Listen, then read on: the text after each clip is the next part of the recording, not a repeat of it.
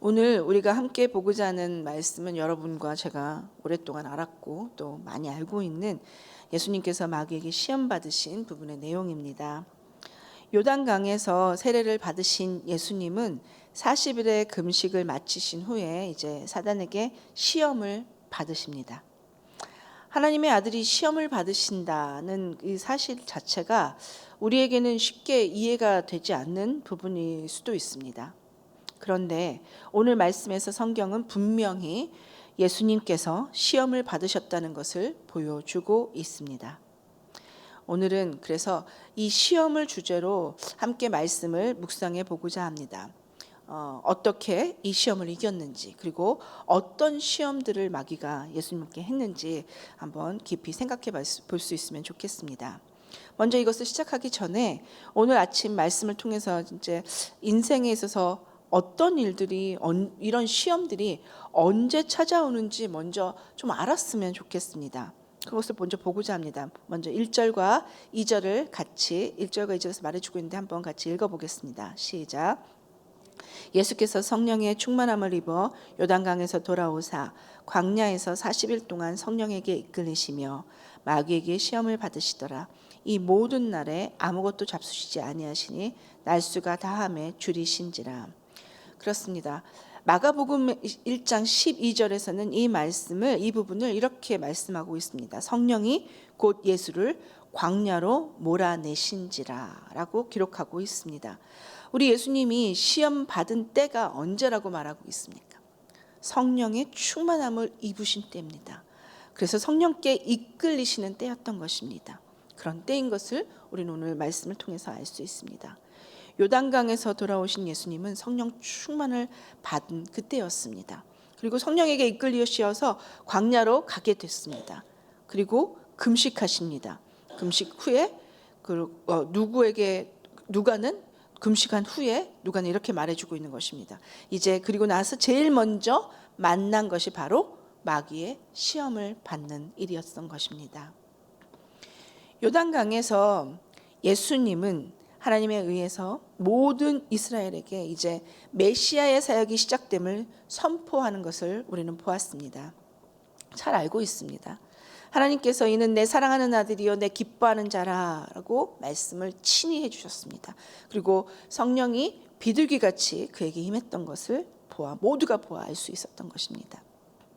그래서 예수님 이스라엘에게 하나님께서 친히 예수님이 어떤 존재라고, 예수님이 바로 메시아, 나의 사랑하는 자요 내 사랑하는 아들이요 내 기뻐하는 자라는 것을 드러내신 그런 일이 있었습니다.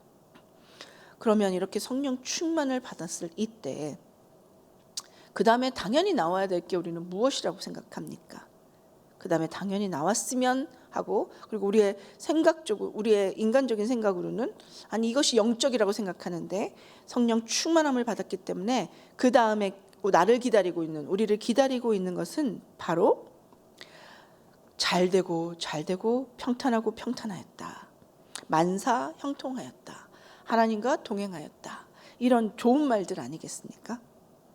그런데 바로 그때에 그 다음에 기다리고 있었던 것이 오늘 2절에서 말했던 것처럼 만사 형통이 아니었습니다.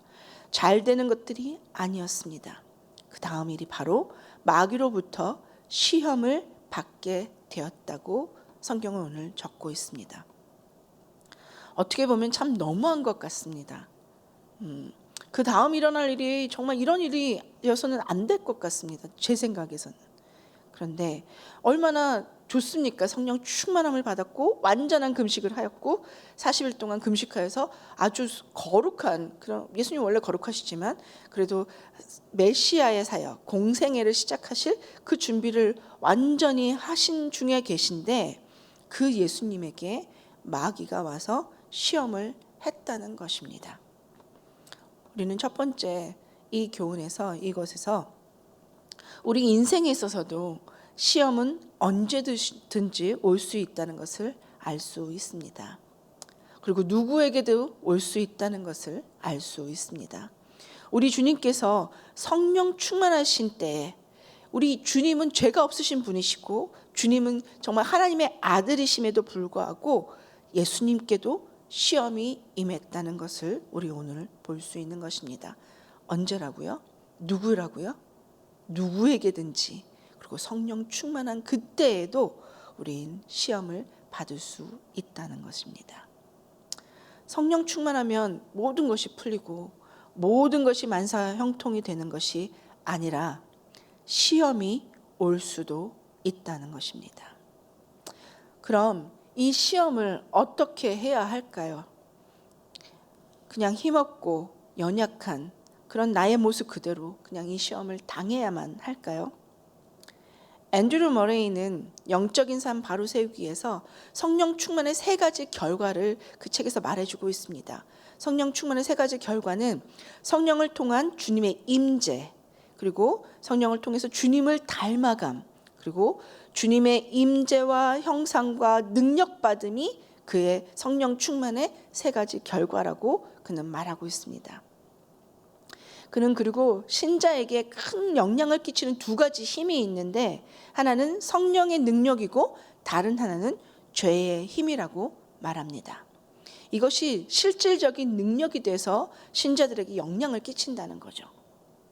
그리고 성령의 힘이 강함으로, 그럼에도 불구하고 성령의 힘이 강함으로 죄와 사망의 법에서 하나님의 성령의 권능이 해방시킨다고 바울의 서신들을 들어서 설명하고 있는 부분을 볼 수 있습니다. 시험은 어느 때든지 그리스도인들에게도 누구에게도 올 수 있습니다. 성령 충만할 때조차도 올 수 있다는 것입니다. 그렇다면 어떻게 시험을 이길 수 있을까요? 어떻게 시험을 이길 수 있는지 그 부분들을 우리 한번 같이 생각해 봤으면 좋겠습니다. 우리는 성령 충만함으로 인해서 우리 안에 일하시는, 그리고 아까도 말했던 주의 임재와 주님의 닮아감과 주의 능력으로 인해서 우리는 내 안에서 일하시는 주님으로 인해 시험을 이길 수 있습니다. 성령 충만함 할 때에 우리 주님께 시험이 왔습니다. 그러나 그 성령 충만함 그것으로 우리 주님은 사탄의 시험을 이기실 수 있었던 것입니다. 우리도, 여러분과 저도 성령 충만함을 그래서 구해야 할 것입니다. 그래서 오늘 우리에게 당해지는, 우리에게 다가오는 그 모든 시험을 이길 수 있는 능력이 내게 있는 것이 아니라 성령 충만할 때 하나님의 능력으로 우리가 그 모든 것을, 그 시험을 넉넉히 이길 수 있게 될 것입니다. 오늘 말씀에서 보면 예수님은 세 번의 시험을 당하고 계시는 것을 볼 수 있습니다. 그 시험들은 예수님께서는 근데 그 시험을 당하실 때 예수님의 정체성을 너무 잘 알고 있었습니다. 예수님만이 아니라 마귀도 너무 잘 알고 있었습니다. 하나님의 아들이 예수님이신 것, 그가 메시아이신 것을 사탄은 너무나 잘 알고 있었습니다. 그래서 주님께 했던 그것이, 이 시험이 유혹이었습니다. 템테이션을 했던 것이죠.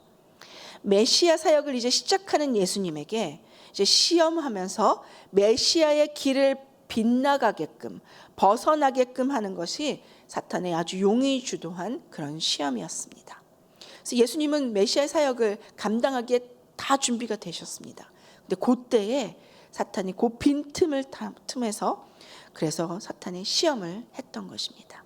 그러나 우리 주님은 그 시험을 자신의 정체성을 확실히 하심으로 이기십니다.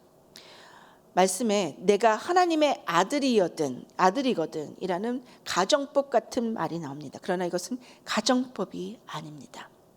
10절에도 똑같이 내가 하나님의 아들이거든 이라는 말이 나오는데 이것도 하나님의 가정법의 말씀이 아닙니다. 사탄도 분명히 하나님의 아들 예수 그리스도이신 것, 그분이 하나님의 아들이신 것, 그분의 할 일이 온 세상을 구원하실 일이시라는 것을 너무나 잘 알고 있었습니다. 그런데 사탄만 알고 있었던 것이 아닙니다. 그래서 그 사탄이 알고 있기 때문에 예수님을 템테이션 했지만, 예수님을 시험했지만 예수님 자신도 자신의 정체성이 어떤 정체성인지를 분명히 알고 계셨던 것입니다. 그래서 예수님 자신의 정체성을 분명히 알고 있기 때문에, 우리 주님이 분명히 그 사실을 알고 있기 때문에 사탄에게 자신을 증명해야 될 필요가 이유를 느끼시지 못하셨던 것입니다. 그래서 그분은 승리할 수 있었습니다. 사탄의 방법대로가 아니라 하나님께서 계시하신 하나님이 자신에게 주신 그 정체성을 가지고 하나님의 방법대로 했기 때문에 승리할 수 있었던 것입니다. 예수 그리스도께서 자신의 정체성을 분명히 알고 그것으로 시험을 이겨내셨듯이, 그렇게 시험을 이겨내실 수 있으셨던 것처럼 우리 한 사람 한 사람도 우리 자신의 정체성을 분명히 알 때에 우리에게 오는 모든 시험을 이길 수 있습니다. 우리의 정체성은 무엇이겠습니까? 우리 한 사람 한 사람도 예수 그리스도처럼 하나님의 자손인 것, 하나님의 자녀인 것을 분명히 알아야 할 것입니다. 헨리 나우에는 우리는 하나님께 속한 존재이다, 처음부터 그랬고 언제나 그럴 것이다 라고 그는 말하고 있습니다. 그렇습니다. 우리는 만들어질 때부터도 하나님께 속한 존재입니다. 그리고 계속 앞으로도 계속 그럴 것입니다. 우리는 그런 하나님의 사랑받는 하나님의 자녀인 것입니다. 부족함에도 불구하고 연약함에도 불구하고 우리는 하나님의 사랑받는 자녀입니다. 그래서 우리는 하나님께 속한 존재입니다. 우리가 만들어진 처음에도 그랬고 그리고 언제나 주 앞에 설 때까지, 그때까지 그럴 것입니다. 그렇기 때문에 우리는 하나님께서 우리와 함께 하시고 우리가 그런 존재임을 분명히 알기 때문에 사탄의 시험에서 우리를 증명할 필요가 없습니다. 우리는 하나님의 방법대로 갈 때 승리할 수밖에 없는 것입니다. 예수님께서 그렇게 승리를 하셨던 것처럼, 그래서 우리도 그렇게 승리할 수 있는 것입니다.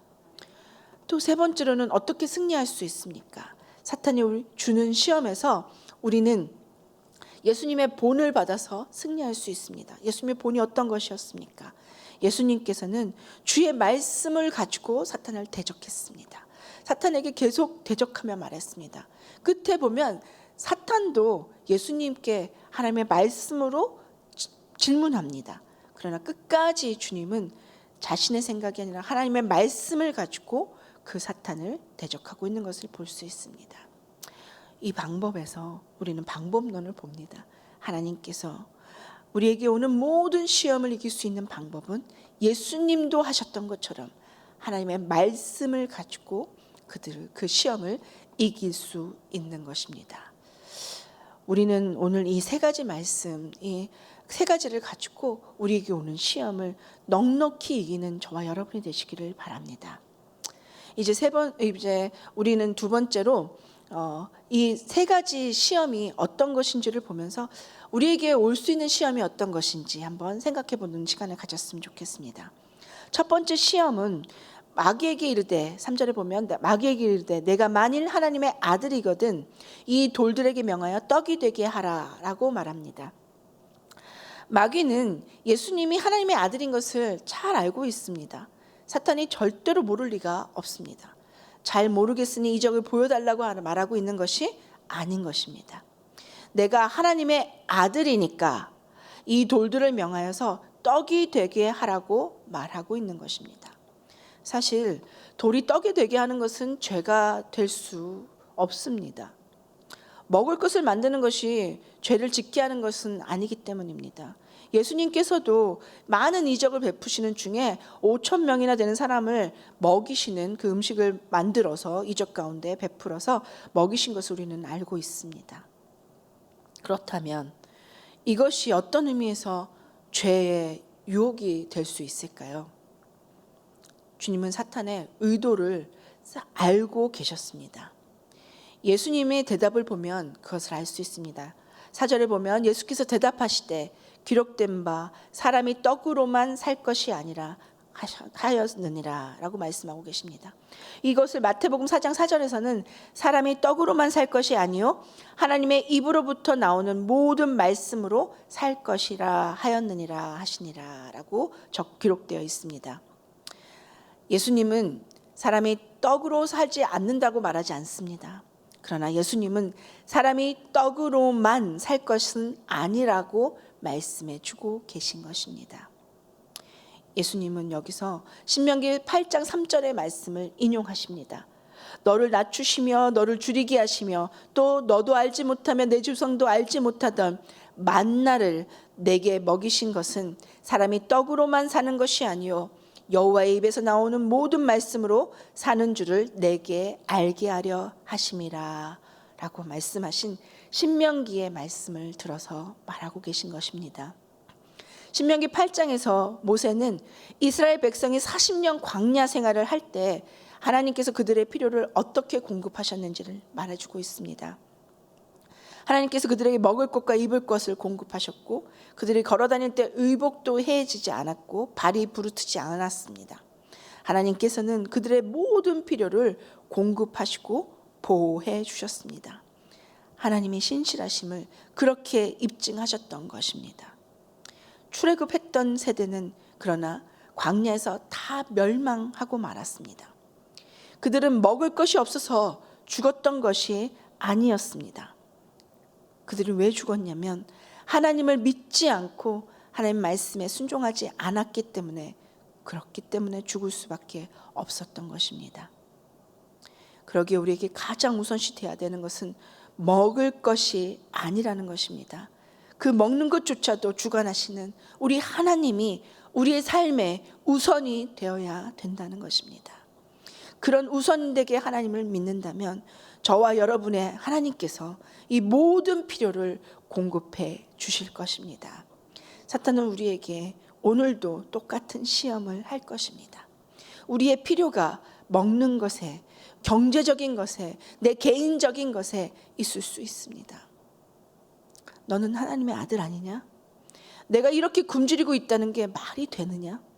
하나님의 돌보심을 기다릴 필요가 없어. 네가 할 수 있잖아. 이 돌을 변해서 그냥 떡을 먹을 수 있게 해서 먹으면 되는 거잖아. 그렇게 해라. 이렇게 유혹이 될 수도 있는 것입니다. 예수님은 아무것도 먹지 않으셨습니다. 육체적으로도 쇠약해져 있는 상황입니다. 줄이신지라고 그렇게 적고 있습니다. 그런 하나님이 먹을 것을 지금 주실 것 같지도 않습니다. 그런데 예수님이 돌을 명해서 떡으로 만들 수 있는 능력을 가지고 계신 분이십니다. 예수님은 하나님의 돌보심을 구하지 않아도 하나님이시기 때문에 스스로 필요를 채우실 수 있으신 분이십니다. 그것이 다른 사람에게 떡으로 만든다는 것이 뭐가 그렇게 해가 되는 것이겠습니까? 그러나 예수님은 단호하게 그 유혹을 거절하셨습니다. 그렇게 할 수밖에 없어서, 그렇게 될 수밖에 없어서 그렇게 하셨던 것이 아닙니다. 그걸 할 수 없어서가 아니라 그것을 원하시지 않으셨기 때문에 예수님께서는 그 시험을, 그 유혹을 거절하셨던 것입니다. 하나님의 아들이신데 그 정도쯤은 하실 수 있는 분이시지만 예수님은 하나님이셨지만 하나님과 동일한, 우리와 동일한 인간으로서 이 땅에 메시아의 정체성을 가지고 사셨습니다. 오늘 이런 시험을 우리에게도 사탄이 줍니다. 우리에게도 정말 이 시험을 가지고 오는 것입니다. 그러나 우리는 분명히 알아야 될 것입니다. 나의 정체성은 하나님의 자녀일 거고 나는 하나님께 속한 자라는 것, 이 사실을 분명히 알 때 우리는 이 시험, 오늘도 이런 시험을 당할 때 아담이 에덴 동산에서 당했던, 그렇게 유혹을 넘어갔던 그런 연약한 존재가 아니라 하나님의 자녀로서 승리하는, 예수님처럼 승리하는 삶을 살게 될 줄 믿습니다. 여러분도 저도 믿음을 가지고 주님이 하실 수 있는 그 능력을 가지고 하나님의 방법대로 하나님의 돌보심을 믿고 나아가는 그런 귀한 날이 되어서 승리하는 저와 여러분이 되시길 바랍니다. 두 번째 시험은 5절에서부터 7절까지 말씀입니다. 마귀가 또 예수를 이끌고 올라가서 순식간에 천하 만국을 보이며 이르되 이 모든 권위와 그 영광을 내가 내게 주리라. 이것은 내게 넘겨준 것이므로 내가 원하는 자에게 주노라. 그러므로 내가 만일 내게 절하면 다 내 것이 되리라. 그렇습니다. 사탄은 지극히 높은 산에 올라가서 온 천하 만국을 보여줍니다. 말해주는 것이 아니라 직접 보여주는 것입니다. 그리고 이릅니다. 6절에 이르되 이 모든 권위와 그 영광을 내가 내게 주리라. 이것은 내게 넘겨준 것이므로 내가 원하는 자에게 주노라 라고 6절은 말하고 있습니다. 사탄은 예수님에게 아주 솔깃한 제안을 하고 있는 것을 볼 수 있습니다. 자신이 통치 아래 세상에 자신이 갖고 있다고, 그렇게 이게 진실인 듯 하지만 온전한 진실은 아닙니다. 사탄이 세상을 통치할 수 있는 이 땅의 권세를 가지고 있는 것 맞습니다. 예수님께서도 사탄이 이 세상의 임금이라고 요한복음에 말씀하고 계십니다. 그러나 사탄은 절대적인 주권을 가지고 있는 왕은 아닙니다. 사탄은 하나님의 권위 아래에 있는 권리를 가지고 있었을 뿐입니다. 그래서 예수님이 귀신을 쫓아내면 쫓겨나는 것을 그것을 보면 알 수 있는 것입니다. 근데 예수님께 아주 솔깃한 그런 제안을 합니다. 그 제안은 예수님께 분명히 솔깃할 수 있을 것입니다. 왜냐하면 구약 시대부터 메시아의 나라, 메시아가 지상을 통치하게 된다는 예언은 있었습니다. 계속 되어지고 우리도 그 사실을 잘 압니다. 그리고 이사야 선지자는 메시아가 고난을 당해 영광을 얻을 것을 분명히 예언했습니다. 그런데 사탄이 정말 놀라운 제안, 아주 조금만 아주 이렇게 변형시킨 그런 제안을 하고 있습니다. 이 땅에서 예수님께서 그런 고난 과정 필요 없이 내가 나에게 절만 하게 되면, 나를 그냥 경배만 잠깐 하게 되면 내가 스스로 물러나겠다. 이 모든 내가 통치해야 될 이 땅을 그냥 가지면 되는 것 아니냐라고 말하고 있는 것입니다. 고난이 필요 없는 고난의 과정을 건너뛸 수 있게 되는 그런 일 아니겠느냐. 너도 윈이고 나도 윈이지 않느냐. 서로에게 윈윈하는 것 아니겠느냐라고 하는 제안인 것입니다. 하나님이 계획하신 것은 메시아가 고난을 통과해서 영광에 이르는 길이라면, 사탄의 제안은 하나님께서 계획하신 방법보다 훨씬 쉬운 길을 말하고 주고 있습니다. 사탄이 제시한 길은 무지한 제자들을 거느리고 고생할 필요도 없습니다. 사람들에게 배신당할 필요도 없습니다. 피조물에게 조롱당할 필요도 없습니다. 십자가의 고난도 필요 없습니다. 세상의 모든 죄를 짊어지고 아버지의 진노를 감당할 필요가 전혀 없게 되는 것입니다. 이 모든 힘겨운 과정을 생략하고 바로 영광의 자리에 앉을 수 있게, 원래 그것이 목표였지 않느냐라고 사탄은 그것을 말하고 있는 것입니다. 그래서 간단하게 자신에게 절하기만 하면 된다라고 하는 것을 말해주고 있습니다. 이런 유혹, 이런 시험을 두 번째 시험으로 가져오고 있습니다. 그런데 단지 권력을 손에 넣고 안 넣고의 문제가 아닙니다. 사탄은 하나님께서 약속하신 것을 얻는 방법에 대해서 하나님의 방법이 아닌 나의 방법을 사용하라고 말합니다. 어차피 목적은 같은 것 아니냐라고 말하고 있는 것입니다. 그리고 내가 보여주는 것이 훨씬 쉽지 않느냐라고 말하고 있습니다. 인간적인 면에서 보면 아주 솔깃한 제안이었을 것입니다. 여러분과 저에게도 이런 제안이 우리 삶에 수도 없이 옵니다. 정말 수도 없이 올 것입니다. 저도 받았습니다. 얼마 전에 스모크 체크가 패스가 안 돼서 쉽게 할 수 있는 방법을 알려주겠다고, 쉽게 할 수 있는 방법이 있다고 그렇게 하는 제안을 받았습니다. 솔깃했습니다. 쉽게 할 수 있다니까. 안 그러면 전 지금까지도 차를 못 갖고 다니고 있거든요. 그래서 여러 가지 생각들을 많이 하게 됩니다. 그러나 그 방법이 하나님의 방법인지 사탄의 방법인지, 우리에게 계속 오게 되는 이 모든 시험을 우리는 분별해야 될 것입니다. 그리고 하나님의 방법대로, 하나님께서 보여주신 대로, 예수 그리스도께서 하나님이신 그분이 이 땅에 인간으로 오셔서 하나님의 방법대로 보여주시고 그 길을 걸어가셨던 것처럼 좀 힘들더라도, 좀 어렵더라도 아버지의 뜻을 이루시는 저와 여러분이 될 때 우리에게도 오는 이 모든 시험을 이겨낼 수 있을 것입니다. 하나님의 길이 쉽지 않아도 언제나 그 길이 최선인 것을 여러분과 제가 믿고 오늘도 이 모든 시험에서 이기시는 그런 귀한 날이 되기를 바랍니다. 세 번째 시험은 9절에서부터 11절까지 말씀입니다. 또 이끌고 예루살렘으로 가서 성전 꼭대기에 세우고 이르되 내가 만일 하나님의 아들이거든 여기서 뛰어내리라. 기록되었을 때 하나님이 너를 위하여 그 사자들을 명하사 너를 지키게 하시라 하였고 또한 그들이 손으로 너를 받들어 내 발이 돌에 부딪히지 않게 하시리라 하였느니라 라고 적고 있습니다. 사탄은 계속 예수님께서 말씀을 가지고 그를 대적했던 것을 봅니다. 사탄이 예수님의 능력을 보이라고 이번에 말하면서 그가 하나님의 말씀을 인용합니다. 하나님을 의지하고 하나님께 피하는 자들을 하나님께서 보호하신다는 시편 91편 10절의 말씀을 가지고 그가 하나님께서 너가 하나님의 아들일 텐데 너를 지키실 것이다. 너를 성전 꼭대기 정말 떨어져도 너는 정말 다치지 않을 것이다. 돌에 부딪히지 않게 하실 것이다 라고 그렇게 말하고 있는 것을 보게 됩니다. 그러니까 바로 여기서 뛰어내리라는 것입니다. 하나님이 보호하실 여부를 시험해 보라고, 하나님을 시험해 보라고 말하고 있는 것입니다. 예수님께서 대답하여 이르시되 주 너의 하나님을 시험하지 말라라고 12절에 말씀하고 계십니다.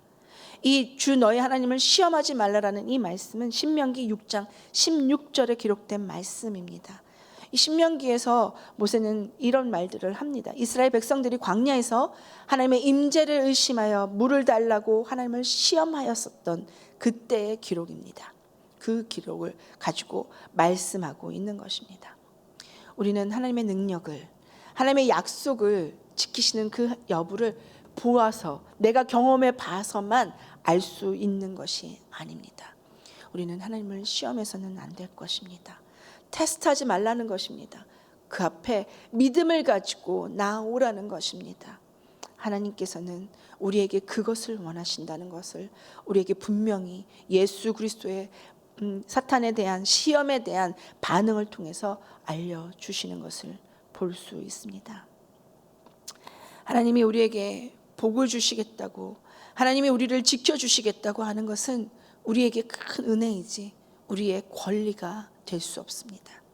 하나님이 이렇게 하신다고 하는 것을 믿는 것, 그리고 믿음의 행동을 해 나가는 것, 그것이 우리가 주님 앞에 은혜를 베푸시는 주님 앞에 놀라운 복을 받는 길이고, 그리고 그 복을 준비하신 그 복을 받기에 부족함이 없는 시험을 넉넉히 이기는 길이 될 수 있을 것입니다.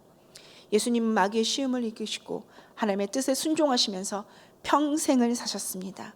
그리고 예수님이 죽음에 직면한 그 순간에 다가왔을 때, 십자가의 죽음을 목전에 뒀을 때도 천사가 나타났지만 그때도 성경의 그 말씀 그대로 천사는 예수님이 죽지 않도록 보호해야만 그렇게 하는 것이 아니라 천사는 예수님이 하나님의 길을 갈 수 있도록 힘을 주었던 것입니다.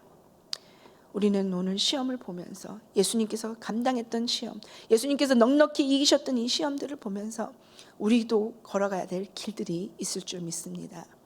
우리에게도 오는 시험이 있을 것입니다. 시험이 없는 길을 가기를 원하는 우리의 인간적인 모습이지만 그 시험이 우리에게 있습니다. 그러나 그 길을 여러분 혼자 하는 것이 아니라는 것입니다. 성령 충만함으로 우리 속에 하나님께서 역사하실 것입니다. 내가 하나님의 자녀임을 분명히 알므로 하나님께서 우리에게 넉넉히 이길 힘을 주실 것입니다. 오늘 이 말씀을 기억하면서 넉넉히 주께서 주시는 그 모든 능력으로 사탄이 준비한 모든 시험을 넉넉히 이겨내는, 그래서 승리의 삶으로 하나님 앞에 영광 올려드리는 저와 여러분이 되시기를 예수님 이름으로 축원합니다. 같이 기도하겠습니다. 하나님 아버지, 감사하고 감사합니다. 아버지 하나님, 오늘 말씀을 기억하면서 우리에게 오고 있는, 우리가 지금 당하고 있는 모든 시험을 넉넉히 이길 힘을 우리에게 허락해 주시옵소서. 주님, 주께서 허락하신 말씀을 잘 기억하는 우리들이 되게 허락하여 주셔서 오늘 하루 우리의 모든 삶 속에서 승리만을 주님 앞에 올려드릴 수 있게 역사해 주시옵소서. 사랑의 주님, 오미크론이 정말 코비드가 너무 기승을 부리고 있습니다. 하나님 이제는 주님의 능력으로 이 코비드를 멈추어 주시옵소서. 하나님 특별히 아프신 분들과 코비드로 애쓰고 힘들어하는 모든 사람들 상황 속에 주님 함께하여 주셔서 치유하여 주시고 저들 병상 위에 외롭지 않게 하시고 저들 혼자 있지 않게 주님 도와주시기를 원합니다. 사랑의 주님, 2022년을 맞아서 아버지 우리 교회가 하나님의 은혜 가운데 나아갈 방향을 바로잡고 아버지 이 코비드 기간이지만 그럼에도 불구하고 사역을 잘 펼칠 수 있도록, 그래서 교회의 부흥이 멈추지 않도록 성도들의 믿음 성장이 놀랍게 멈춤 없이 세워질 수 있도록 주님 역사해 주시옵소서. 사랑의 주님, 사랑하는 강준민 목사님 위해서 기도합니다. 특세를 담당하셨고 또 오늘 저녁에 신년 세미나도 이끄십니다. 하나님 그의 육체를 하나님 강건하게 붙들어 주시고 아버지 육체뿐만 아니라 성령 충만함으로 기름 부으심이 넘치는 은혜가 날마다 더할 수 있도록 역사해 주시옵소서.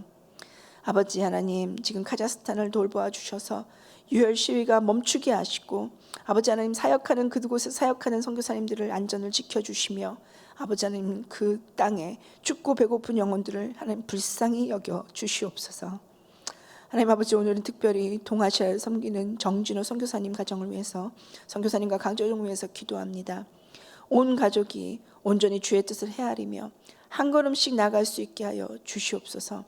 그들 아들 부부에게 하나님 자녀를 잘 양육할 수 있고 건강하게 양육할 수 있도록 하여 주시옵고 아버지 그들에게 주신 정말 놀라운 비전의 그 모든 과정을 통해서 정말 동일하신 그리고 통일하시는 만유를 통일하시는 예수 그리스도의 주권 가운데 하나님 하나하나 다 열어갈 수 있도록 주님 도와주시옵소서. 하나님 오늘도 우리에게 당하게 하는 우리에게 시험을 가지고 오는 모든 사탄의 시험을 꿰뚫어 볼 수 있게 허락하여 주시고 성령 충만함을 우리 모두에게 덧입혀 주셔서 주의 힘으로 그 모든 것을 이겨낼 수 있게 하여 주시며 내가 누구인지 우리가 누구인지 분명히 알 수 있는, 그리고 주의 말씀을 기억하여 넉넉히 승리하는 놀라운 하루가 될 수 있게 축복해 주실 줄 믿고 감사하며 예수 그리스도 이름으로 기도합니다. 아멘. 하늘에 계신 우리 아버지여, 이름이 거룩히 여김을 받으시오며 나라가 임하시오며 뜻이 하늘에서 이루어진 것 같이 땅에서도 이루어지이다. 오늘 우리에게 일용할 양식을 주시옵고 우리가 우리에게 죄 지은 자를 사하여 준 것 같이 우리 죄를 사하여 주시옵고 우리를 시험에 들게 하지 마시옵고 다만 악에서 구하시옵소서. 나라와 권세와 영광이 아버지께 영원히 있사옵나이다. 아멘.